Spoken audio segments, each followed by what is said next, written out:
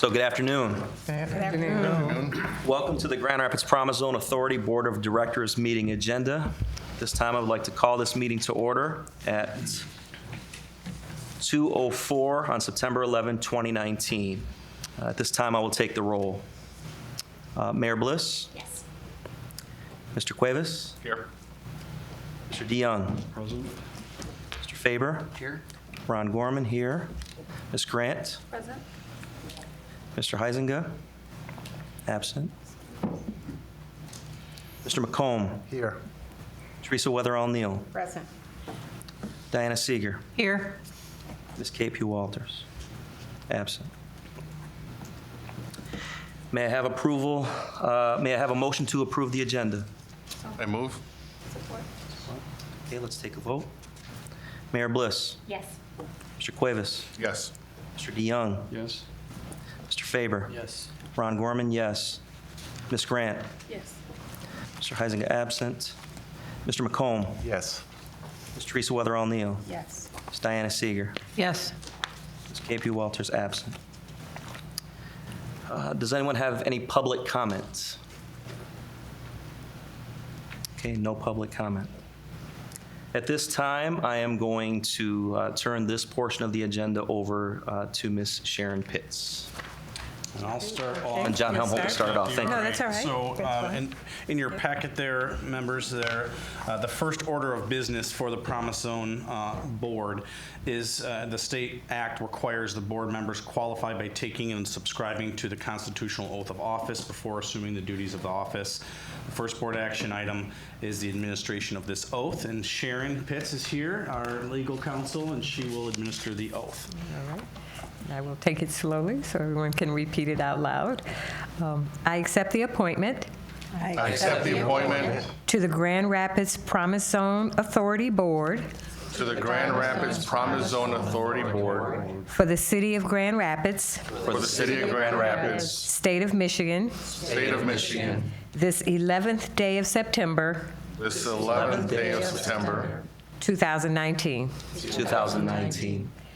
I do solemnly swear or affirm I do solemnly swear or affirm that I will support the Constitution of the United States that I will support the Constitution of the United States and the Constitution of this state, and the Constitution of this state, and that I will faithfully discharge the duties and that I will faithfully discharge the duties required of a member required of a member of the Grand Rapids Promise Zone Authority of the Grand Rapids Promise Zone Authority Board of Directors Board of Directors according to my best ability according to my best ability and according to Michigan law. and according to Michigan law. Thank you. At the conclusion of the board meeting, there it will have each of you sign an attestation to that effect.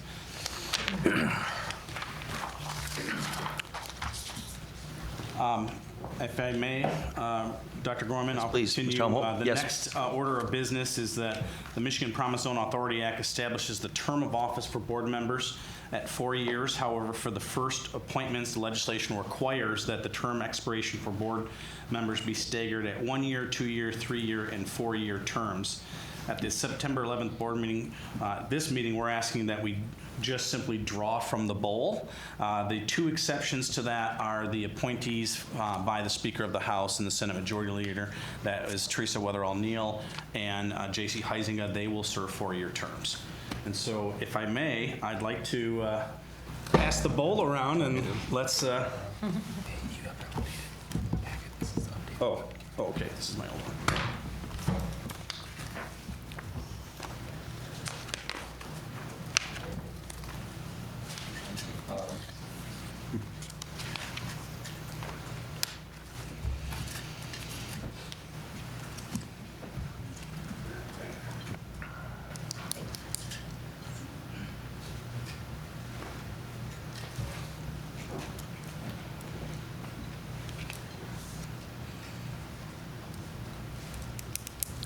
All right, why don't we start with you, Omar? What do you have there? 2-year term. 2-year. Tom? 3-year term? Dave? 4-year? Ron? 3-year. Christian? 3-year. Jerry? 1 year. For 1 year. Oh, we already got that. Diana? 2 year. 2 year. And, Rosalind Mayer. Sorry. Okay. And Kate Walters would be 2. And Kate Pugh will be 2. Okay. Great. So there are no term limits. The board members can hold office until the member's successor is appointed. After the initial appointments, which were made by the Senate Majority Leader and the Speaker, as well as the Superintendent, those vacancies will come before this board for those filling of the appointments. Okay, thank you, John. At this time, we are going to have the election of a chairperson. So I'm going to read through these bullets to ensure that I do not miss anything. So the Michigan Promise Zone Authority Act requires the Grand Rapids Promise Zone Authority Board of Directors to elect a chairperson. The chairperson will serve through June 30, 2020, which is the fiscal year end of the Promise Zone Authority.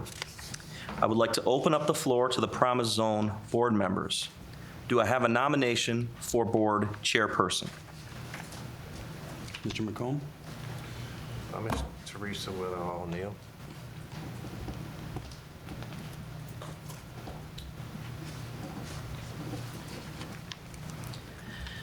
Does the member nominated wish to decline the nomination?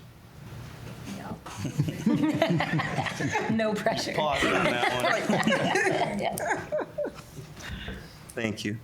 Do I have any other nominations for board chairperson?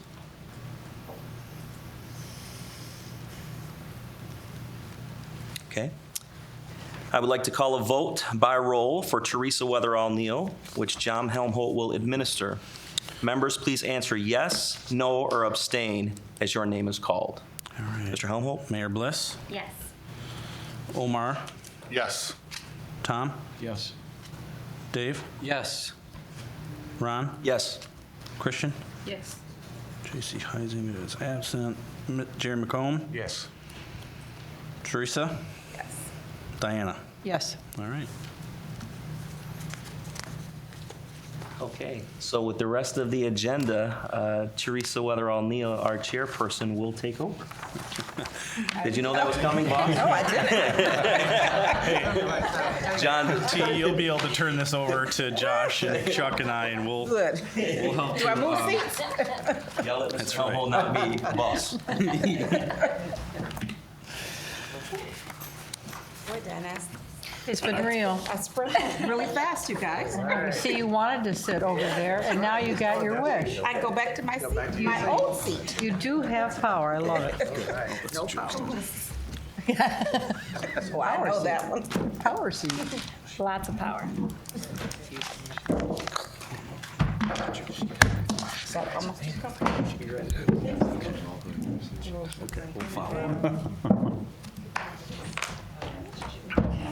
Hi, Kristen. I'm sorry if I scramble a little bit. You guys, please forgive me.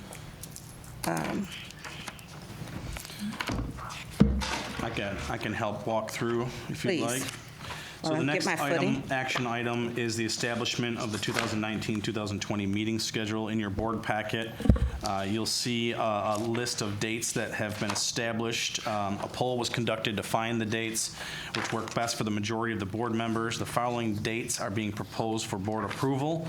That's Tuesday, December 3rd, 2019, from 2:30 to 4. Tuesday, March 3rd, 2020, from 2:30 to 4 p.m. Thursday, June 11th, 2020, from 2:30 to 4 p.m., and Wednesday, September 9th, 2020, from 2:30 to 4 p.m. Unless the board prefers otherwise, all meetings will be held here in the auditorium. And I believe we need a motion Need a and motion an to- approval of this. I'll make the motion. Support. All right, moved and supported.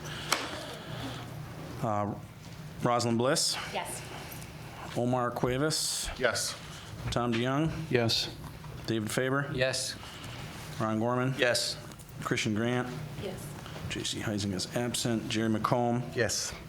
Teresa Weatherall Neal, Yes. Diana Seeger. Yes. All right. Great. Dates are approved.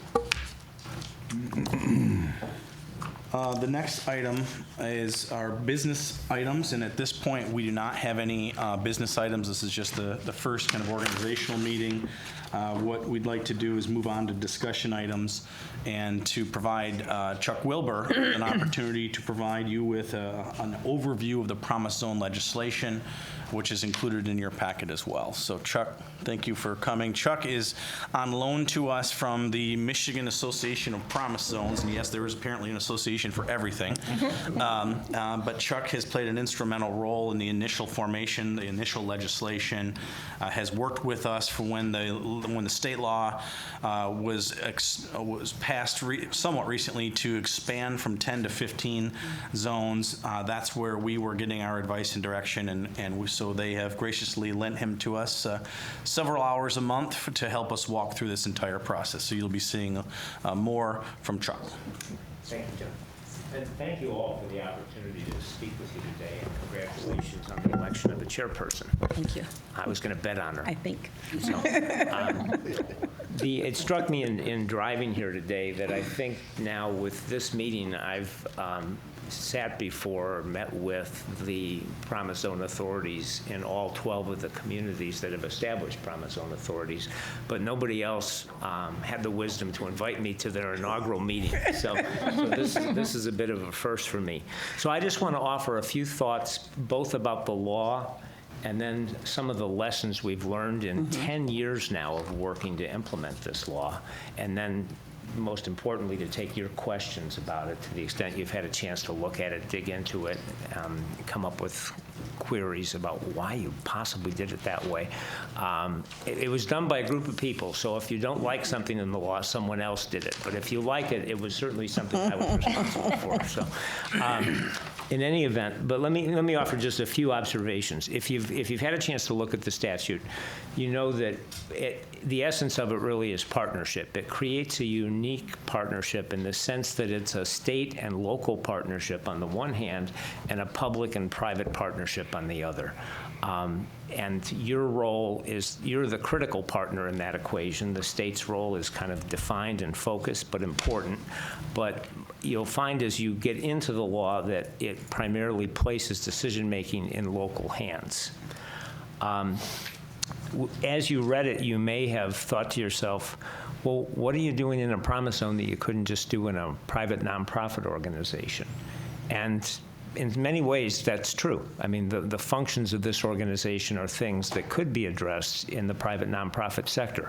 And we don't have to look any further than Kalamazoo to realize that Kalamazoo is not a Promise Zone. It's the inspiration for the Promise Zones, but it's solely a local, private, nonprofit effort. And the Promise Zones in many ways could operate in that same space. But there are some critical differences in the law that you may have noticed. One, there's a special status that comes with being a Promise Zone when only 15 communities in the state right now are allowed to form Promise Zones. There are hundreds, perhaps as many as 1,000 communities that could theoretically have a Promise Zone. Only 15 do. And that special status kind of gives you a tool to use in building your community's commitment to this venture. Beyond the special status, probably the most unique feature of the law is the tax capture mechanism. Many of you have probably run into tax capture. Well, I know Mayor Bliss has. In other realms. But tax capture, while it's widely used across the country, is used almost exclusively for bricks and mortar economic development. And to the best of our knowledge, Michigan is the only unit of government anywhere in the country to take that same concept and apply it to the question of expanding higher education opportunity, and to see the expansion of higher education opportunity as another key element of economic development. So I think in many ways we were kind of ahead of our time on that concept, and we've now had 10 years of experience of working with that. Tied to the tax capture mechanism is something in the law that's very important that we call the Promise Zone minimum. If your Promise Zone is not providing a tuition-free path, and we always include mandatory fees in that, but it's kind of a mouthful to say that every time. A tuition-free path to an associate degree at least one higher education institution. If you're not meeting that minimum, you're not a Promise Zone. And the clock that needs to tick to allow you to do tax capture, that clock doesn't start ticking until you've made that minimum. And that's probably the most essential feature of the statute and kind of the key to its uniqueness. Moving on to some of the things we've observed in operating promise zones, the first thing I'd like to share with you is if you have any doubts that you can do this, stop it. You can do it. We've had 10 communities initially designated promise zones in April of 2009. Of those, 9 have established scholarship programs that have been functioning, some as early as 2010. But only one of those communities decided not to implement their promise zone, but they did it without making a public promise, or more importantly, from my perspective, without breaking a publicly made promise. So we haven't had a single community in this experiment go out, make a promise to the community, and then come up empty-handed. So that's very important. And the communities that did this did it in the face of perhaps the most severe economic conditions in the post-war era that we could imagine in our communities. So not only was tax capture kind of a distant opportunity for these communities because there was no growth to capture, as tax capture requires, but also just the private nonprofit world was desperately running soup kitchens and other immediate interventions to help people cope with the recession. Not a great time to be raising money for any new venture, even one that people believed in.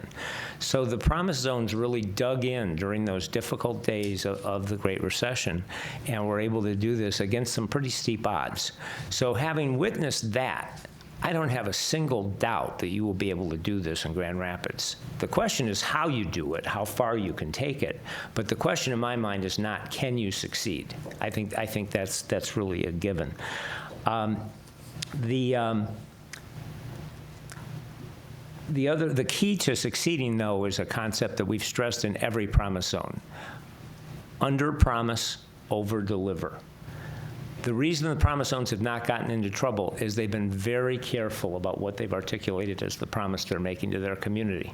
Promise is a powerful word, but a broken promise is an incredibly powerful negative, and that's the last thing you want to get out of this venture.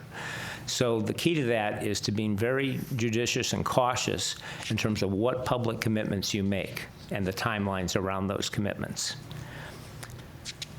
This is a difficult thing to say to people that are just starting the big scholarship venture, but the one lesson we've learned over these 10 years of implementation is that scholarships aren't enough. I got to know Janice Brown pretty well. I don't know how many of you might know Janice. Janice was the superintendent in Kalamazoo when the promise was born there.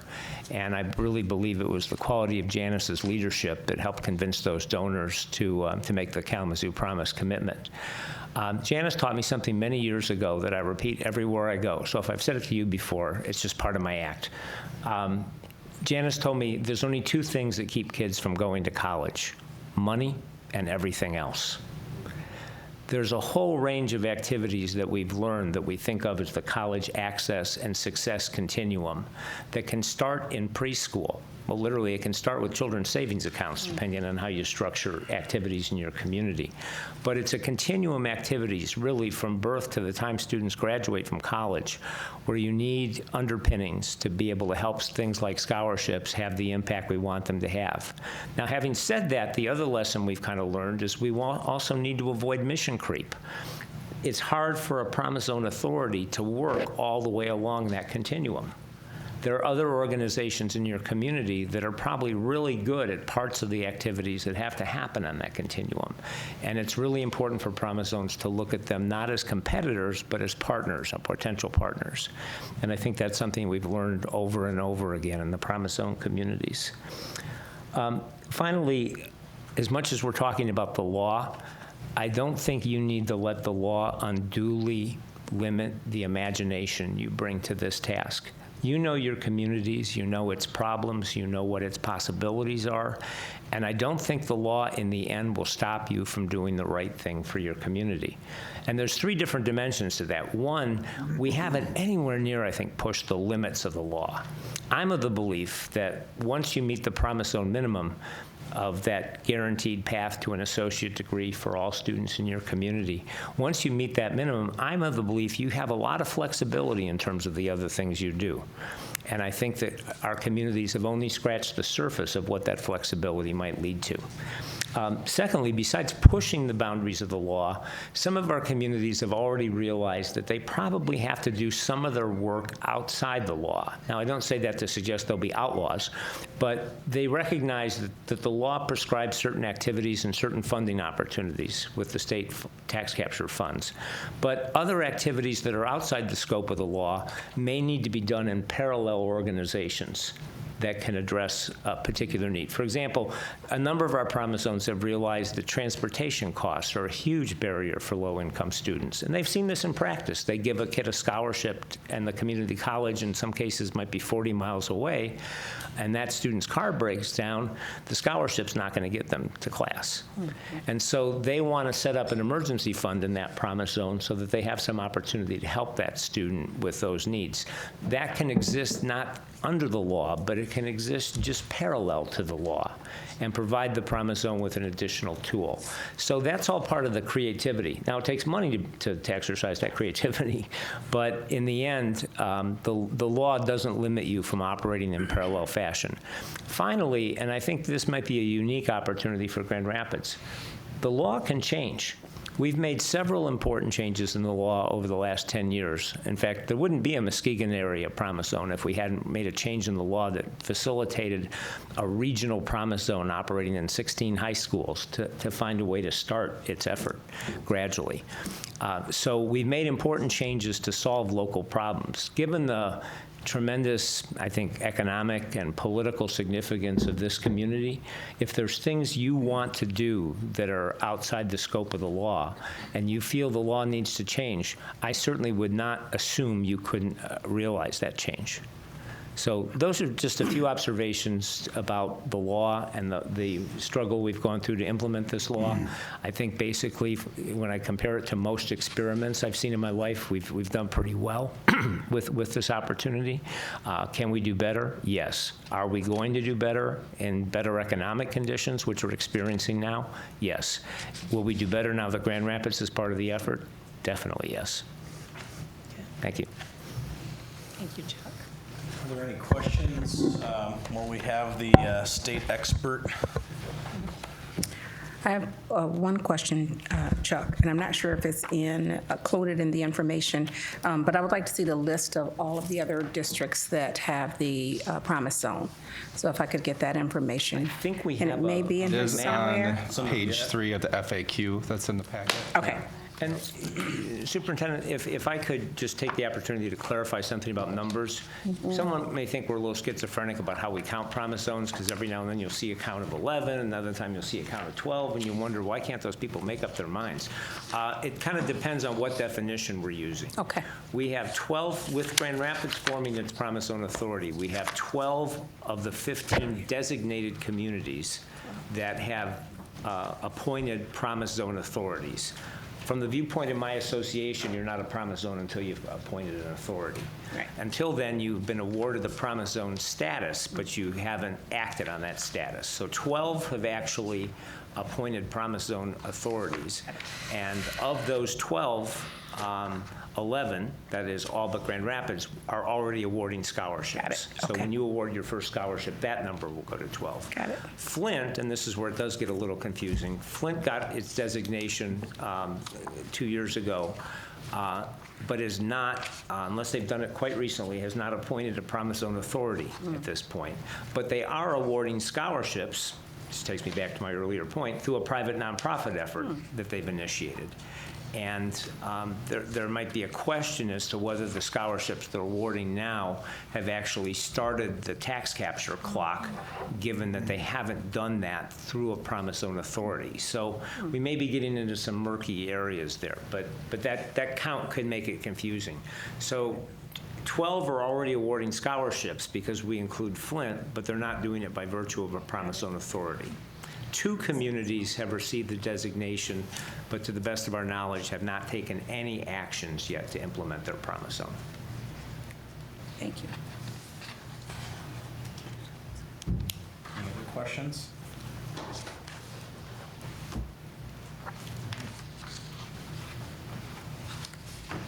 Chair, if I may, can we move on to the next Please. discussion item, which is regarding the discussion of process of the creation of the Promise Zone Development Plan. With us here today is Josh Spencer. We have done work with Canary Consulting as a district, and when we kind of got into this endeavor, we realized we were going to need some additional support to ensure that we're really ready to get this going. There's a lot of complexity to the development of this plan, and so there's in your packet you have an outline of what Josh is going to walk through. So yeah, Josh Spencer, Vice President, Canary Consulting. You know, as we get are involved in the community as a firm, you know, we get a lot of enjoyment, you know, professional enjoyment out of the projects we're involved in facilitating or being a part of the development, and also developing the plan for resourcing that program or project. And so when we got this call, you know, we definitely, you know, jumped at it. And it does have a lot of complexity. So as any project, you know, the law is good in that it has a minimum, and then there's a lot of options above and beyond that. But that's also requires a process to refine what the parameters will be for the scholarship, you know, taking into account what the need is, and what the financial realities of the financing mechanism here, which is the tax increment financing, which takes time to build. And so the statute requires that the Promise Zone submit a development plan that projects out 10 years financially based on the parameters that are set and the projections of the students that would be served.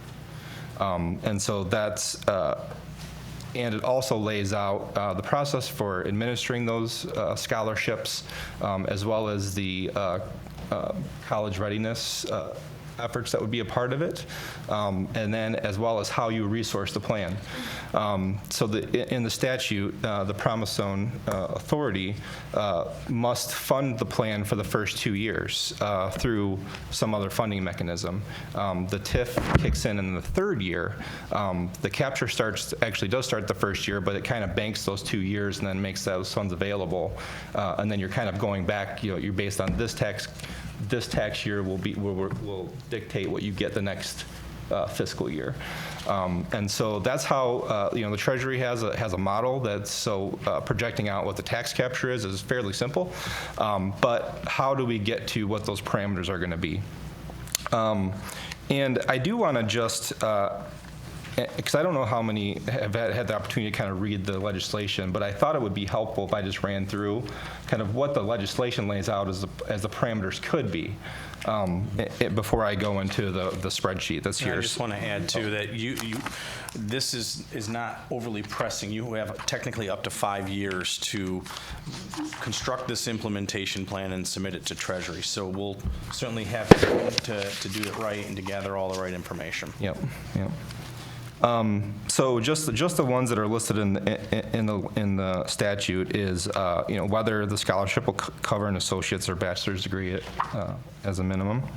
You know, the proration of the scholarship based on the length of time a student has resided in the district. Proration of scholarship based on the length of time a student has attended a public or non-public high school in the district, and those are two different things. And you could have a resident that's not attending a school within the city, so that's got to be taken into account. You know, require participation in college readiness programs, but I do want to make the distinction that the Promise Zone Authority could fund college readiness programs and not require them as a condition of the scholarship as well. So that's just a note there. You could have a high school GPA requirement. It could have a post-secondary GPA requirement. Requirements established by the board in order to improve student progress toward degree completion, and that's very vague, and so what does that mean? So, you know, that's in there. Post-secondary credit hour class load requirement, so will we require them to be a full-time student, or could they be a part-time student and receive the scholarship? And then the selection of eligible institutions. When we get into and I might be getting too far in the weeds here, but when we get into projecting out the scholarship, it has to be based on an institution that we name. In this case, it makes a lot of sense, and I think we're actually probably required to do Grand Rapids based on Grand Rapids Community College if we're doing a 2-year. If you go to a 4-year, then you have to name the institution, state institution that by which you're basing what that scholarship. And if you choose, you could name a private college in Michigan, but they would get the scholarship based on the tuition rate at the select institution. I'm going to go and reference, so I included a spreadsheet of kind of, this is a broad overview of the work plan that we're proposing.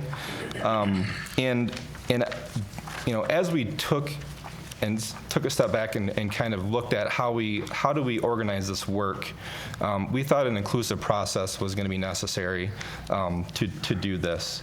And so we're proposing a series of work groups to do this work.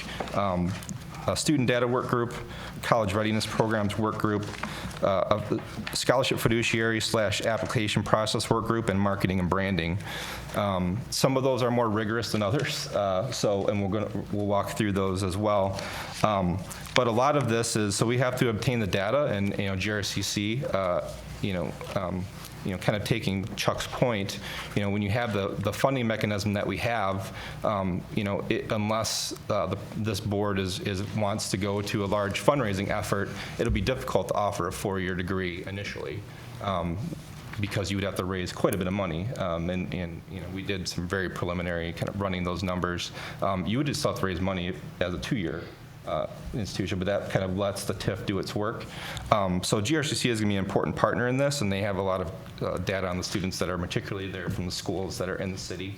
And there's a couple schools that are new that haven't done a graduating class, but as well as the schools that are the eligible schools that are in the city as well are important partners. And so over the next 4 months, the primary two that are going to kind of guide the parameters are the student data and the college readiness work groups. So over the next 4 months before our December meeting, we're proposing convening those groups and putting in place a process. So, and I know this might be information overload, and I'm not going to go through it in detail, but I did provide the work plan, more detailed work plans for each of those work groups in the packet, just in case there are people that want to see kind of what the plan is, with the caveat that every time when we do these, and we typically include these in more kind of community-based projects, that work group does get a chance to kind of guide that work plan as well. So it's not coming in and saying this is what we're going to do. It is an inclusive process, even defining what the work is, but that is informed by other projects that we've done, and we've done them in education as well as in other industries. And so within the next 4 months, this board will kind of see the preliminary results of that work. I doubt very seriously that'll be done, and it'll be a recommendation to the board, because ultimately this board has the ultimate say in what the parameters are. But you'll be reviewing recommendations from the work group, kind of giving your feedback, and then we're going to kind of go back and tweak based on that. And it probably will include a couple different scenarios, and you'll see what the financial kind of realities are. Number of students served. Who are the students that we're serving in each of those scenarios.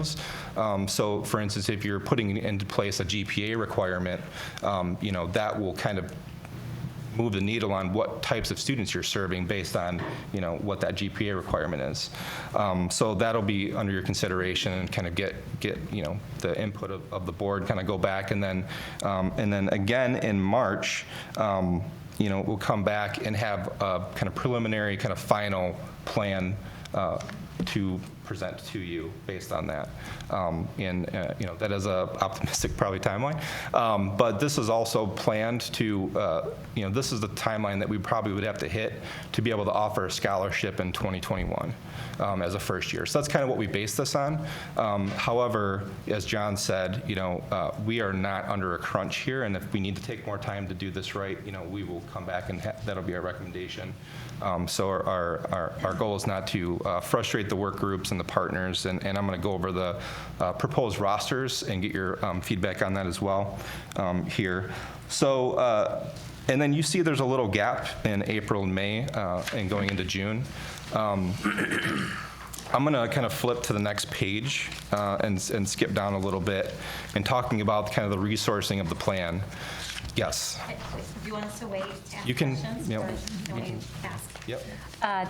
So I'm curious, you talked about the difference in fundraising between a 2-year and a potential 4-year. Mm-hmm. Can you give us a sense of what that difference would be? Well, it Just depends on. ballpark? Is it 3 times as much? Is it?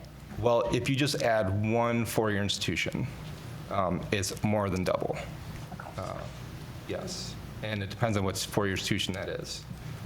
And that is only based on the number of students that are currently going there. So what's not, and that does, again, we were kind of just getting, what is the scope here? So we were able to get some numbers from a couple 4-year institutions and see, so is that even a thing that we can even, consider? And so yeah, so that's just one 4-year institution, and that is only, that's not even a 4-year degree. That's just offering a 2-year scholarship at a 4-year institution. A 4-year would be a multiple of that, probably 6 or 7 times, and that's just adding one institution. I mean, it does increment. I mean, it does jump exponentially at that point. And we'll have some full analysis of what So that's what we're going to be presenting. so we'll be presenting back, scenarios, and I do plan to show what I didn't want. We're not like developing this and bringing it to the first meeting, right?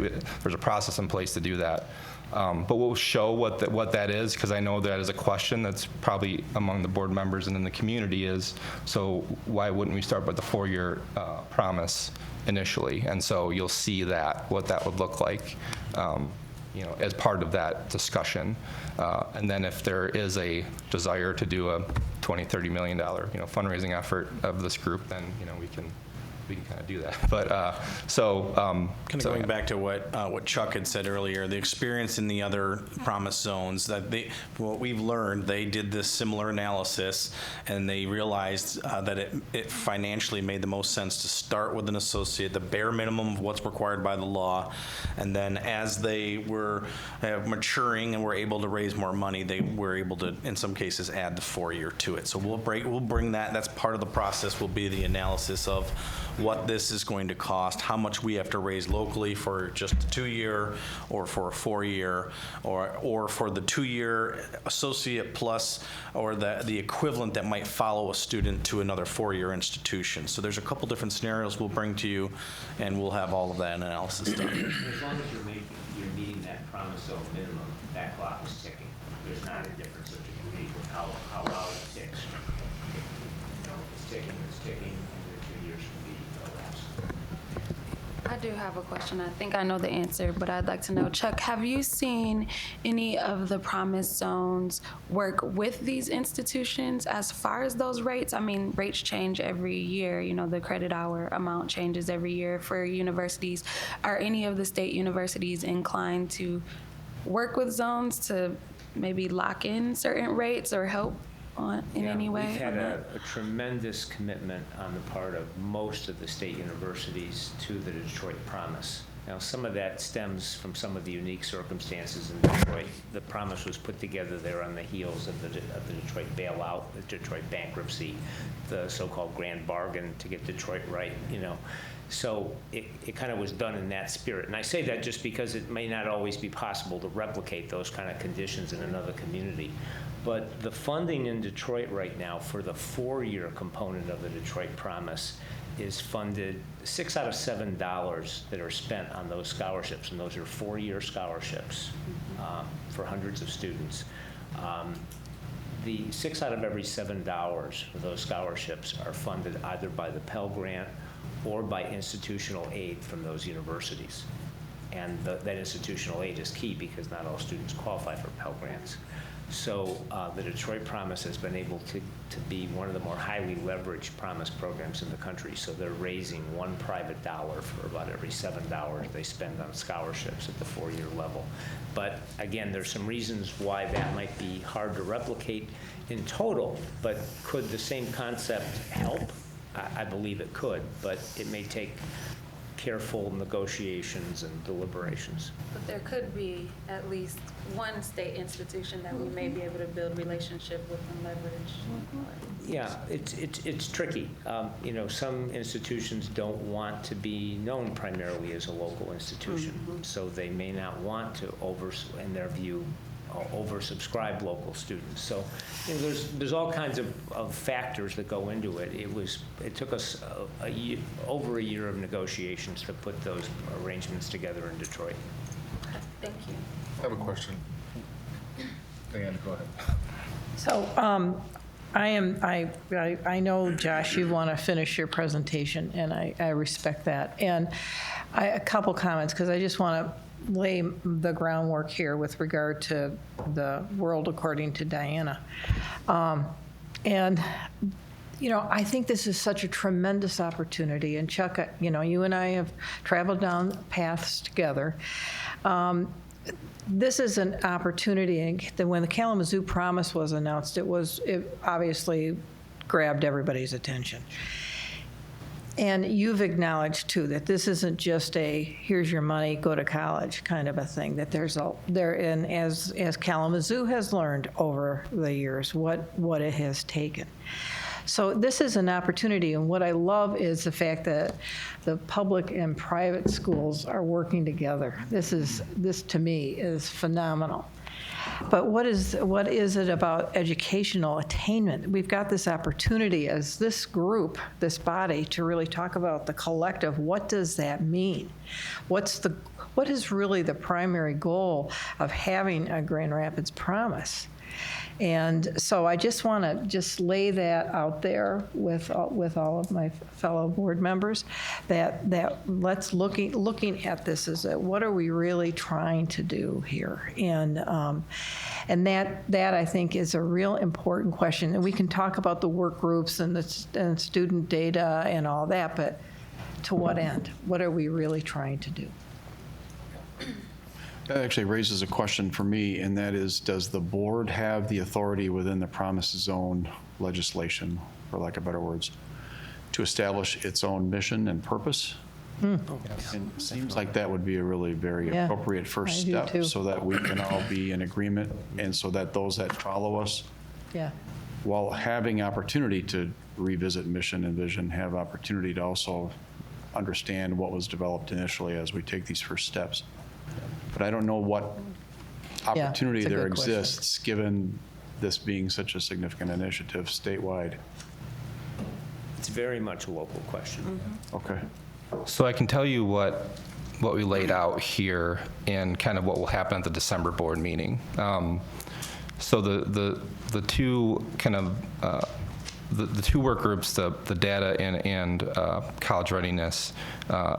I was going to, and part of project development, we start with a project charter, and it's informed by looking at who are we serving, and what do we know about them, what are their aspirations. In this case, we're talking about students, and asking them to propose.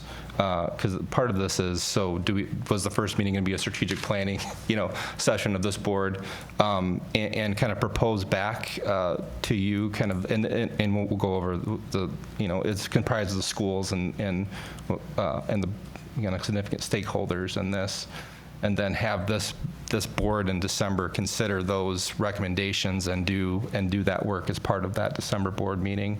Also as you're looking at what potential scenarios could be, and then that informs kind of the work that happens after December, as the development plan is under this timeline finalized put more of a final draft between then and March.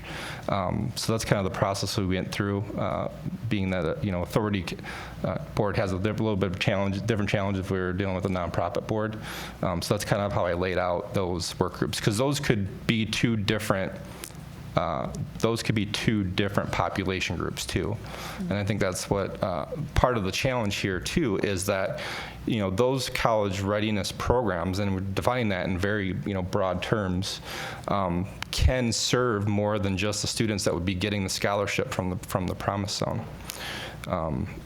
So it can be more overreaching, and even looking at what is existing already, and what are the barriers that exist to enhancement to those programs, and is it just, not just, but is it as a matter of looking at enhancing those, through the funds from the Promise Zone, or is it new things, based on, and luckily, this isn't the only Promise Zone, and it's not the only scholarship program, and there's, college readiness issues have been, these questions are being asked in a lot of communities throughout the United States.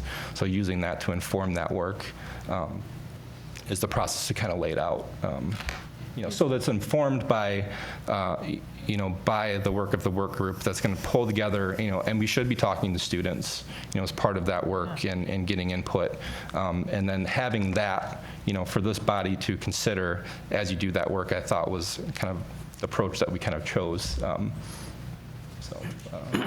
Josh, I would assume that as I'm looking at the structure of who all of you think could comprise the work groups, you know that a lot of work has already been done. Yes. And that part of this is going to be to acknowledge that and to use that information instead of replicating. Yeah, and that's part of, in those detailed work plans, that's what, we kind of have this Discover design, I actually stole that from XQ, and we've kind of developed our own kind of process in groups, but that is part of that first Discover is what do we already know? I mean, these aren't the schools have asked these questions for a long time. What have we already figured out, and what is remaining to be figured out in that work?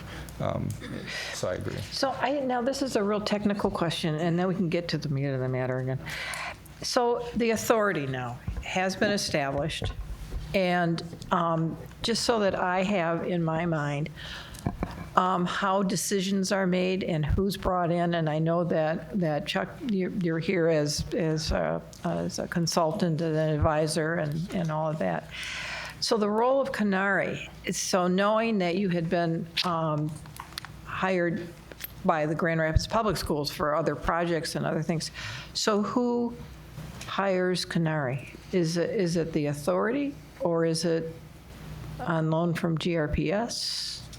That is a question that I have. That's a great question. I mean, ultimately, because we were kind of building the plane as we're flying it, we knew we needed extra support. So we brought them on. Fundamentally, ultimately, that decision would be yours unless we choose to continue to kind of in-kind this support. But in an ideal scenario, the funds that are raised as well as from the TIF would pay for any additional staff or consultants. That's what the state law does prescribe, that these funds may be eligible for use with a consultant or staff or a CEO or staff. So this is person. an in-kind support from GRPS. At this point right now, yes. I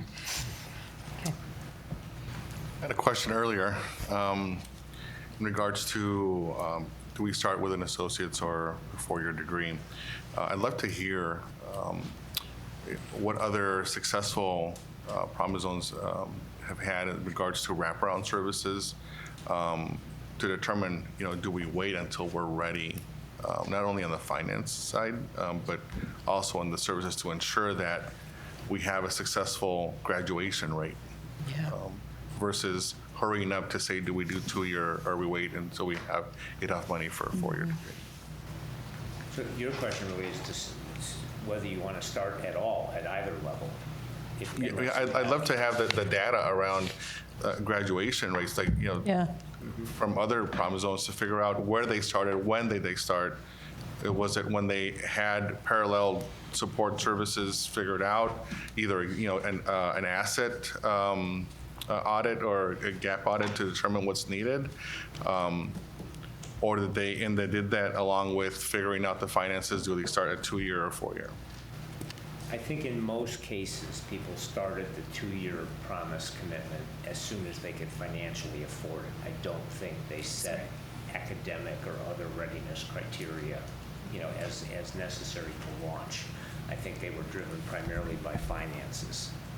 Yeah. So that's one concern after looking at what's happening in Kalamazoo. I know it's not a designated Promise Zone, but looking at some of the missed opportunities that they had where a lot of kids got a scholarship, but graduation rates sparingly in regards to children of color, where they didn't actually make it through, right? So I'd like to see making sure that we have the right services in place to get to college through college. I know we have something like that here. We need to be careful, because first, this list is a proposed list. That's one. It hasn't been established. Yes. And we are not ready to even vote whether or not we accept the proposal on the list, because I think there are people that are left out.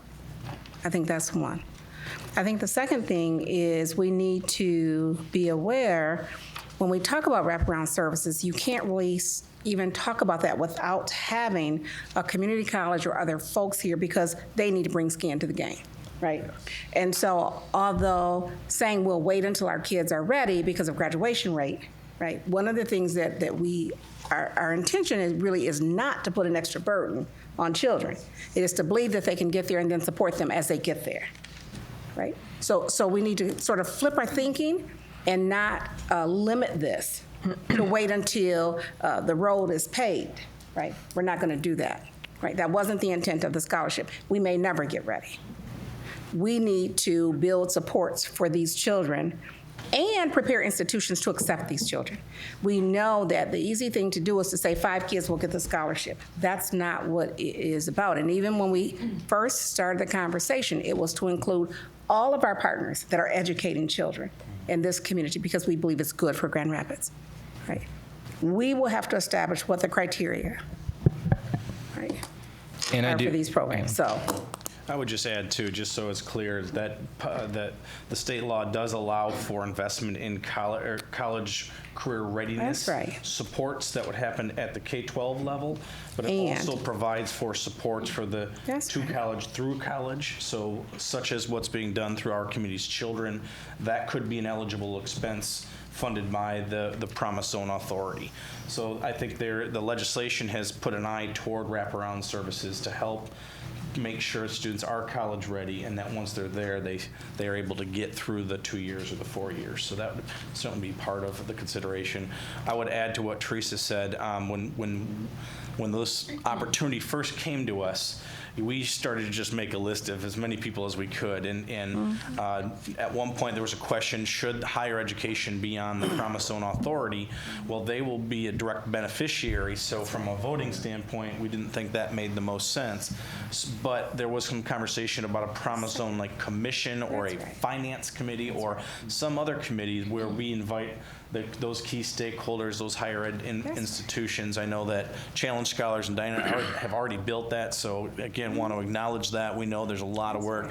A few of us met recently with Chris and started to look at how they did their financial projections, so we're already starting to kind of at least acknowledge and look at the data, and then again, the intent here is to bring that back to you all for consideration. I think it might be important to say at this point, I just want to recognize the work of GRPS, the vision and foresight for this opportunity, and to moving ahead as far as you have to lay out some of this, which otherwise could be daunting, right? But you really helped us all, I think, with a head start on this project. So that's good. I also think, I know there's people out there waiting and hoping that this will be soon, right? That's right. So we also don't want to wait too long to get it perfect at the beginning. Let's not let, perfection be a stopping point. If I can give you an example, though, I hate to keep going back to Detroit, but it is a place we've learned a lot.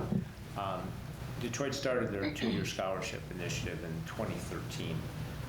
It was pretty clear right from the beginning that we needed stronger supports under students. So the initial challenge was to the community college partners, and there were 5 in Metro Detroit, those 5 institutions, to come up with their own plans and see what we could learn from each other as to what they did. That kind of, I think, was judged to be kind of a failure. Those plans weren't adequate. There wasn't enough uniform commitment.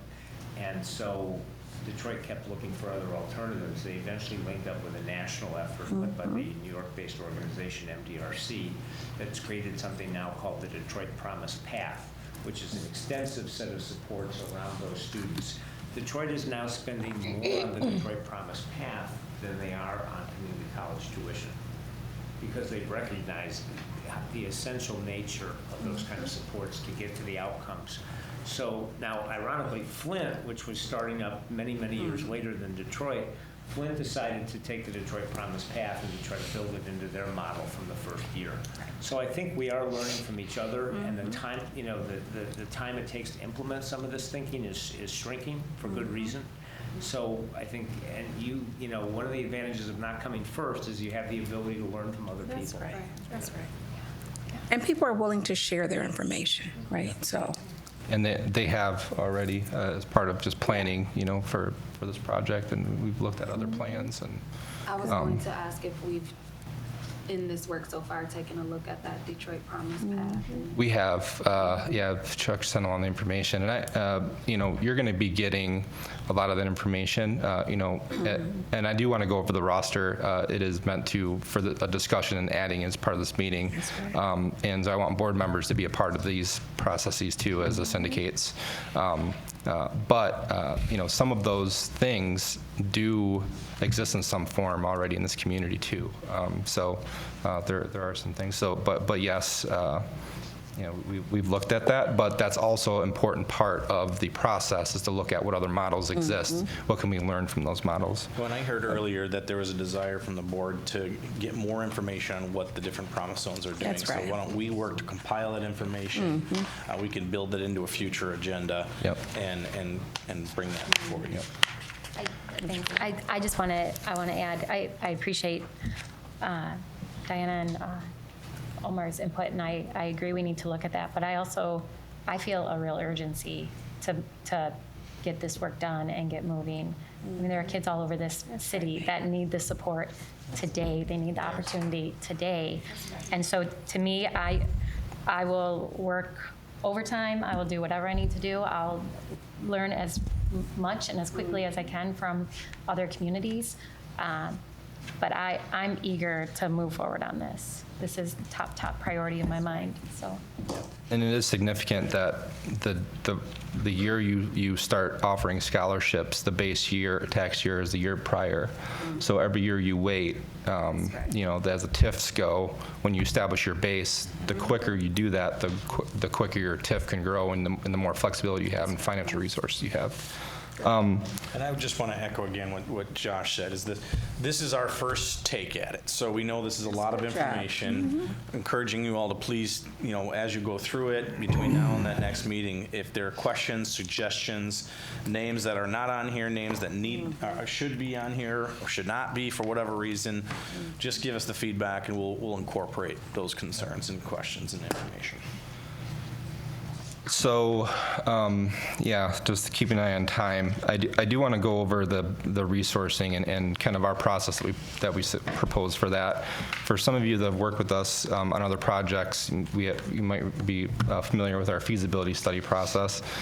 In this case, and again, this is looking at setting a plan that this would be a 2-year. It'd be somewhat of a more limited fundraising effort. We're calling, as our fundraising assessment, is a limited, engagement where we would interview one-on-one, 15 to 20 potential funders to gauge where their philanthropic interest is for resourcing the development plan. And then you'll have that information when you actually go to vote for the final development plan on if it is our opinion in Canary that this plan can be resourced. And I think that's an important consideration too, so as you go into it.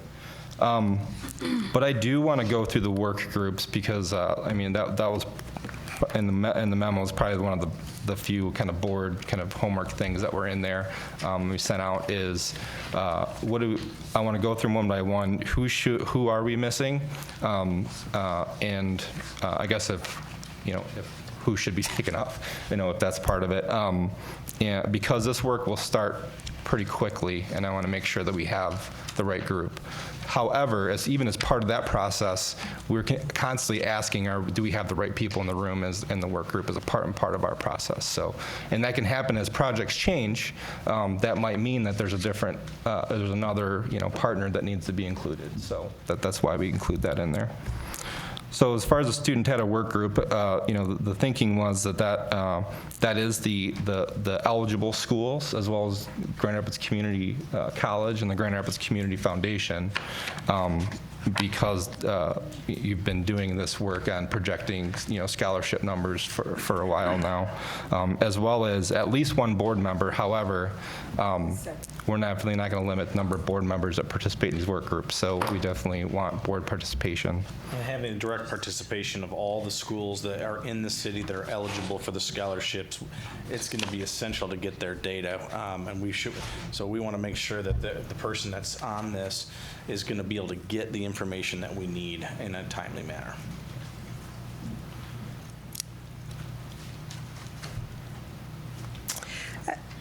So I have a question. Sure. The student data work group. Tell me your thinking on this again. So this is really looking at, what students are matriculating to Grand Rapids Community College, and looking at the student population, and really looking at, what do we know about the student population? How are they faring in in high school and post-secondary situations? How does that change from school to school? This would be part of learning about the students and what the student data is, and looking at the parameters, what is our audience, and looking at the parameters and seeing, so because there's a lot of different variations, if we set this parameter in place first, why would we do that? So what does that do? How does that help, narrow down, or, if that's necessary, who our target audience is? What impact does that have? But also projecting out, so what does that mean for how many students would be served? And what is that financial impact of that long term? It's understanding who's graduating, how many are graduating, and where they're going, and really being able to run those numbers, and then to begin to try to project out over a period of time based on their current enrollment and where their graduates are going. Whether I it's absolutely 2-year, understand 4-year. the school districts. Right. I understand that. That's common sense. We do have a question, and that is the School of Aviation. They would not be eligible. Aviation. So tell me why. They're not in the city boundaries. Got it. Yeah. Okay. And the same with, there's one other school, and that is out far. I think that's North Point. Kentwood. North Point's just North Point is outside just the city outside. as well, the high school. Yeah. Okay. Just want to make sure we include everyone. Also, we have Sacred Heart Academy, which graduated its first high school seniors last year. So Yeah. I understand why they're maybe not here. 11 graduates. But that's okay. But let's include everyone. Yeah, well, Was that a recent expansion? I thought it was a K-8. Yes. Safe Yep, is the last 4 years, we added a grade each year. Sacred Heart Academy. Right. Heart. That makes Okay. sense. Good. Yes, we need to know what the eligible schools are for the plan for sure, and projecting. So It seems like it would be helpful, for me anyway, especially if we're going to be helping to populate these work groups, is that there'd be a clear charge of each work group. I don't see a clarity in terms of what the charges are, and I think for their sake, but maybe I've overlooked it. Yeah. So yes, so that work group, their charge would be to propose back scholarship parameters to this board. And that's those things that we went through. Other than the college readiness piece, that would be the charge of this work group. What we will do, Tom, is we'll make sure to actually type that information in there so that it's very clear as to what the charges of each of these, and it's spelled out in black and white. It'll help us in terms of going to individuals. And who you need there. Yep. Right. So can I, in the packet, then, should we not be referring to the description on page 2 of the plan creation? We did, yeah. Is that? We did type is out, that- yeah, what our thought was when we put those work groups together. Yeah. And are those final I'm assuming we can make some adjustments to those? Yes, those are our recommendations for what those work groups will do. And I also included the more detailed kind of work plans in your packet of what the process will be for those work groups So the as memo well. in your packet, that's subject titled Promise Zone Development Plan Creation, on page 2 and 3 is where that spells out a little bit more of the roles of the work groups. 2 and 3, yeah. 2 and 3. So I could read what I wrote if that helps. And We're trying to find what page you're on. Sorry. Don't read it. No, and as we looked at that, I was having the similar issue, so we'll look to add page numbers so that we can say turn to page 8. Have you guys been able to find it there, Tom and Dave? You got it? Okay. Dave's way ahead of me. The Catholics are always ahead of the Protestants. So, It may be nice to These add, private school guys. it may be nice to add that language to these that you Yep, handed sure. That's what I out. was thinking, too. Just so that Yep. it's all yep. kind of coordinated together. And I know it says at least one board member in each work group, but realistically, we're looking at 2 to 3 members per group. Is that what we're looking at if everyone is in a? I would like a lot of board participation in those, but just that, I don't want zero board participation. You know, we don't. That was minimum. That's bare minimum. Okay. So the student data work group, this work group will prepare recommendations regarding Promise Scholarship parameters to the Board of Directors. Further, they'll agree on a methodology to forecast scholarship utilization based upon the set parameters and student data acquired from the eligible high schools, Grand Rapids Community College, and other sources. So that's the student data work group, that's the charge that we have.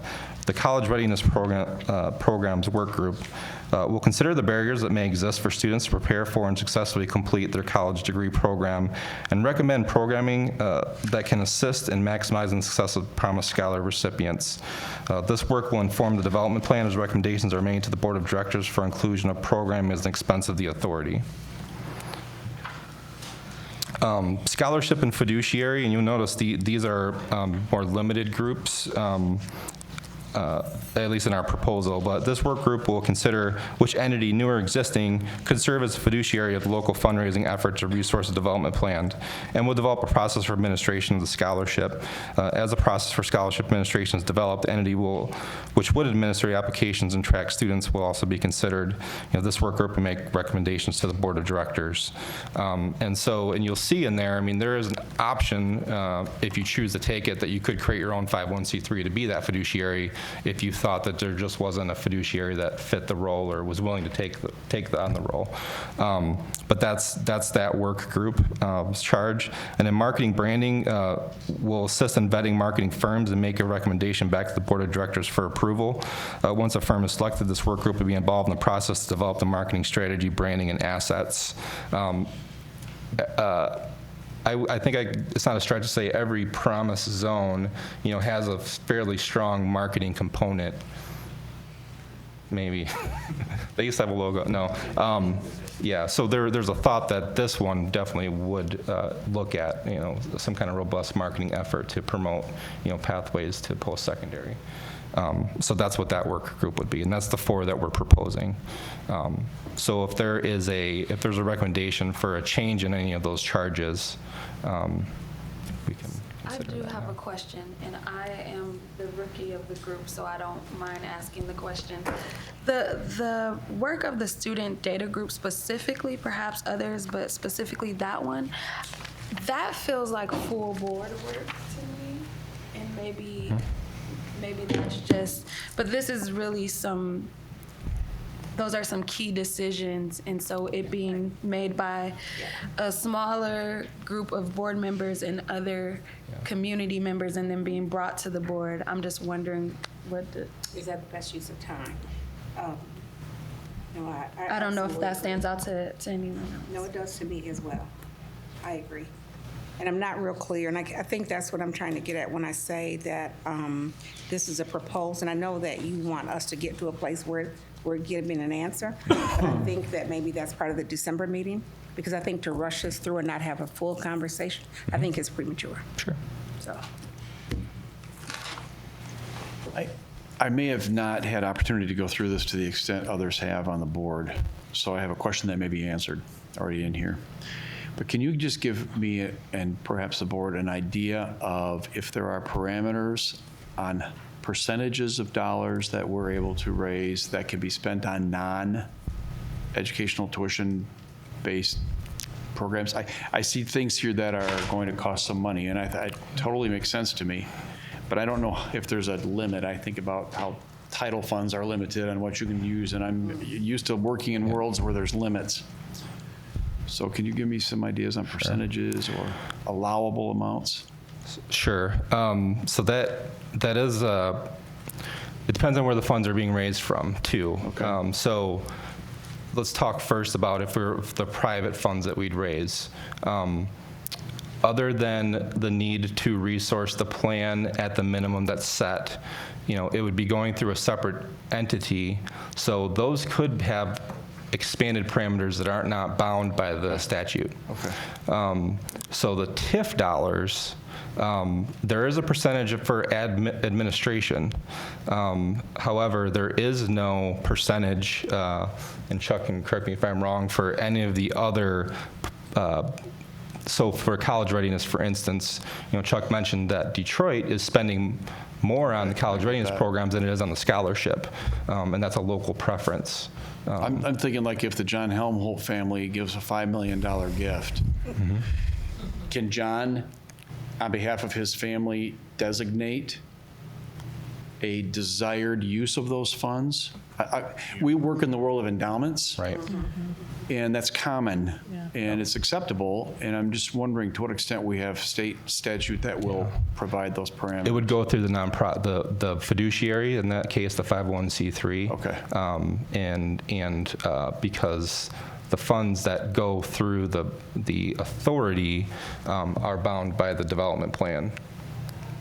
And so anything that happens outside of the development plan could happen, in concert with the development plan that is bound by the statute. Okay. Yeah. Only the TIF dollars, even within the development plan, face that statutory requirement. Okay, that's helpful to clarify. And Josh made a really important point. There was a tendency some people had to assume that if a dollar wasn't being spent on a scholarship, it was administrative. That's not how we see it. We see it as kind of three categories: scholarship, program, administrative. I understand. Yeah, so those program dollars on readiness are not beyond are not counted against the 15% limit. So I have a follow-up question about designation. So I understand that it would need to go through the 501c3, but what do those designations look like? Like, how designated can my donation be? I'm wondering what that looks like. If the dollars, if John Helmholtz family gives $5 million, they are evenly dispersed to all of the districts. They are evenly dispersed to the discretion of what the board is using the dollars for, or is there an option to be very specific about that? And does the board help regulate that, or is that state regulation of how that works? So, under a different, 501c3, it would have its own board, and there's ways we do as part of projects, typically for 501c6s, we have set up, foundation boards that work as part of that board, and as a fundraising mechanism, and there's a little more, you can set it up where, you have some control over kind of how those funds are spent.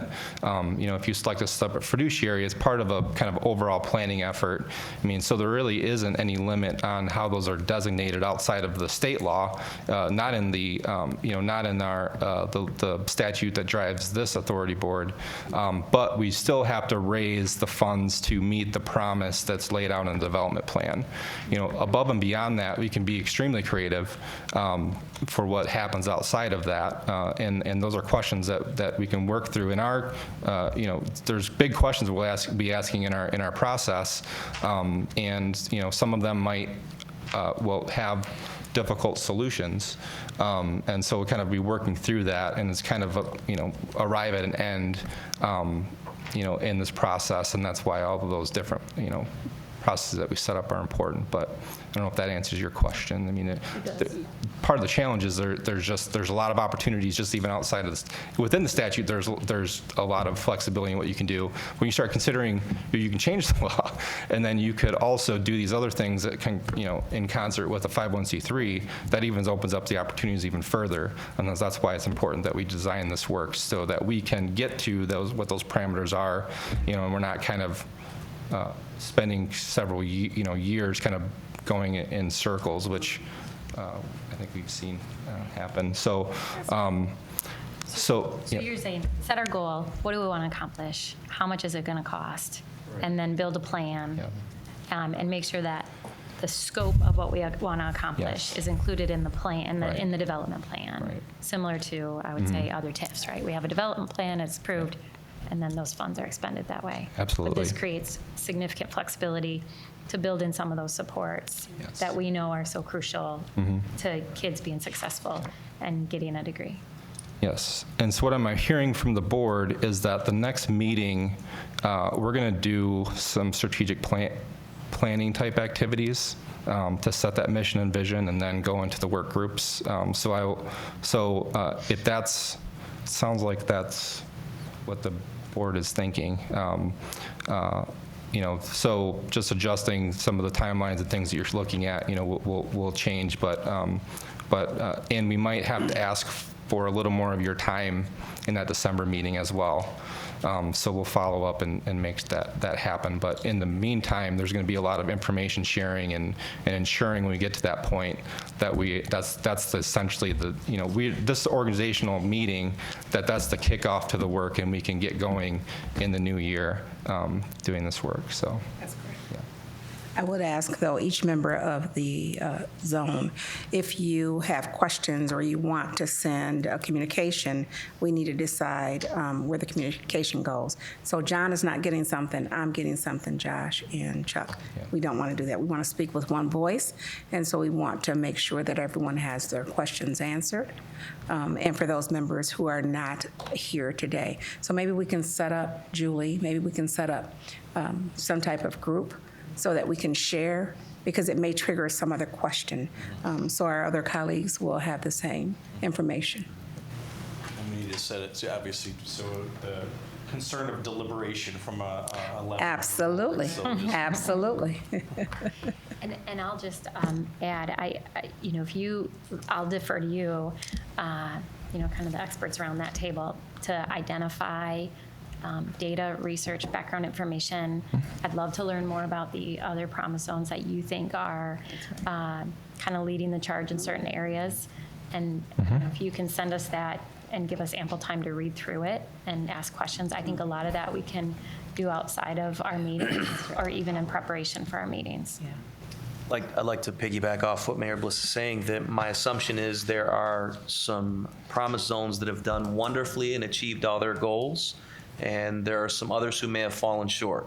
So I think we need to be able to get a picture of what that looks like and learn from some of the folks who've come before us. Absolutely. It would specifically help to see zones that are doing a partnership between public-private, charter, if that's possible, to see how they have been able to work together. Are there any? Well, Detroit has charters most of as the well. communities have at least some charter school component in them. Saginaw, for example, doesn't have a charter school located within the school district boundaries, so it doesn't have a charter partner in that sense.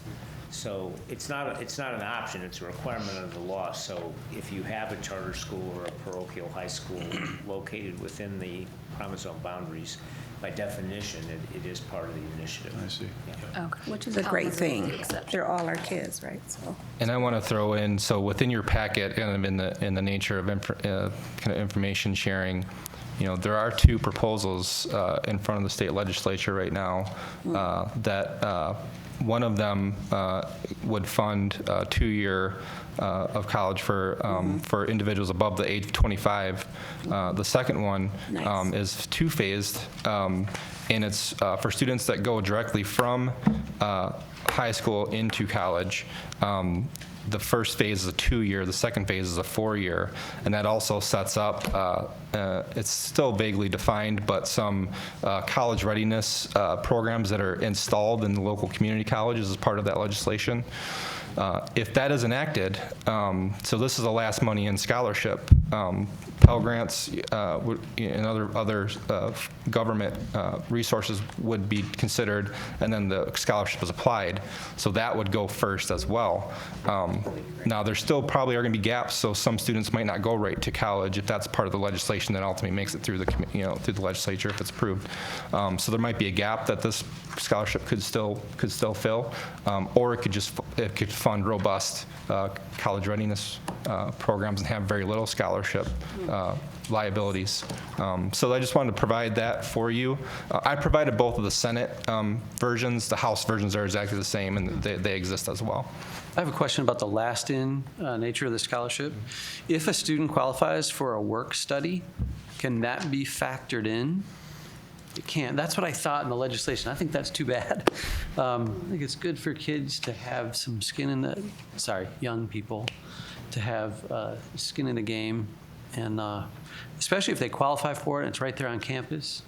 I'm not sure I understand your question completely. I mean, So they're often, with your FAFSA, you get back information about what you qualify for, and there may be a Pell Grant and so on, and then you would maybe qualify for work study, which is right on campus and in a location. So you report to work, and you can make up to $2,500 or whatever it is in the course of the year doing a federal work study or other work study program. So I wondered if that could be included as part. my understanding is, and I may be wrong about this, I'd never heard it framed quite that way in the Promise Zones, is that if students have that, they'll be able to use those resources to address non-tuition expenses. That is correct. And they'd get the That is scholarship, correct. and they would get those funds as well. It wouldn't be, we wouldn't reduce the scholarship based on those Right. funds. Yeah. Because it could be for food or I see what you're saying. Yep, thank just to you. live. So it's a Yeah. win for the student. Yep. That's great. Good. Good job. This is great, you guys. Very thorough. So we got one more item. Are there any other comments or questions on the Promise Zone, the creation of the development plan? Hearing none, I think we'd like to move on next to just the first review of your bylaws. So the Michigan Promise Zone Authority Act requires that the Promise Zone Authority Board adopt rules governing its procedures and the holding of regular meetings. Utilizing bylaws from other Promise Zone authorities, Canardi has drafted these initial bylaws for your review. The intent is for us to bring this back before you at your December meeting. The proposed bylaws do include the election of a vice chair and a treasurer in addition to the chairperson. The state law only specifies and requires that you take action on a chair. Obviously, in accordance with these bylaws, we would add a vice chair and treasurer. And so there's no action that's required. This is an opportunity really for, if you want to look now and ask questions now, but we will be bringing this back to you before you in December for a formal vote. I assume this is pretty standard language. Yeah, this was, we received it from the other Promise Zone, and they're all very similar. It's dictated by And the. I believe, Ms. Pitts, you had a chance to review these bylaws as well?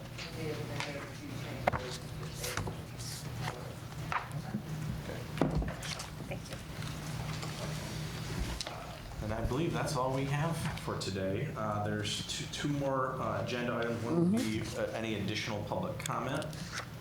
I don't think we have any, and then this board comments and adjournment. So start with Omar. Any board comments? I am so excited about this work that we're going to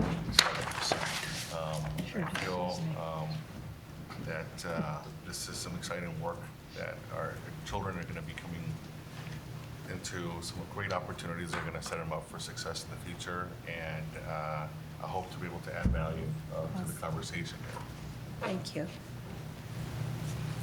Ever since I was this big, my dad would say to me, Grand Rapids is unique, West Michigan is unique, and it's because public, Christian, Catholic schools, now charter schools work together. That's a message that I'll never forget, and it's a message that I want to carry forward. Under Teresa Neal's leadership, on her predecessor's leadership, Bert Blakey being one of those outstanding individuals, Teresa being right up there, and now I know with Ron as an interim, I think this is really awesome. And really appreciate this. Thanks for the opportunity to be a part of it. Awesome opportunity, and I just want to reiterate my gratitude to Teresa, to GRPS, their leadership in really taking the initiative to become a Promise Zone, and we're just grateful to be included. Awesome. Thank you. Ms. Diana? I have no further comment. This is great. Awesome. Dr. Blorman? You know what, I'm honored to be a part of this Promise Zone board. I believe the decisions that we ultimately make will not only change the lives of our students, but lives for many generations to come. So I'm super appreciative to be on this board.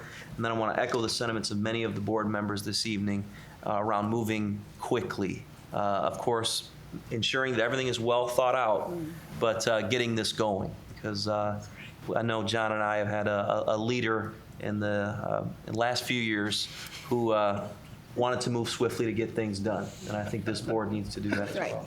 That's right. Thank you. Mr. McComb? I want to thank everyone for their vision, their hard work.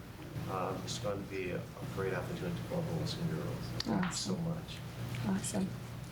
Mayor?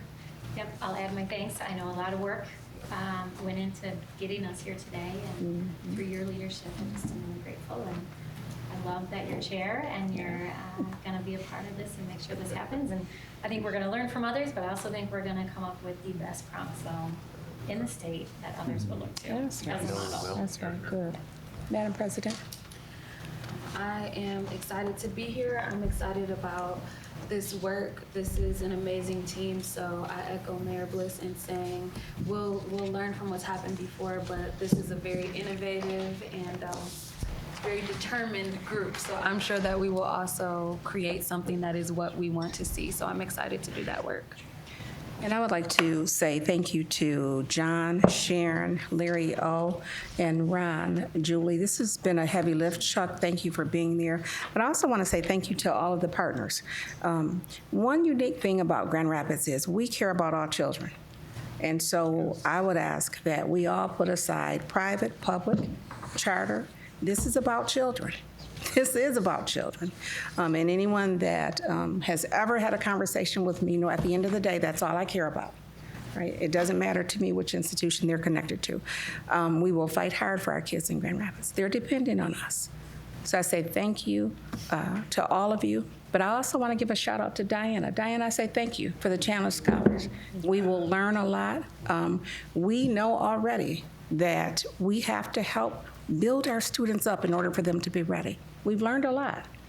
We will take that information. I say thank you. And let's just stay at the table, you guys. There will be bruised feelings, but at the end of the day, right, it's about children in this city, and we will do what is right for our kids. Yes. Meeting adjourned. Thank you.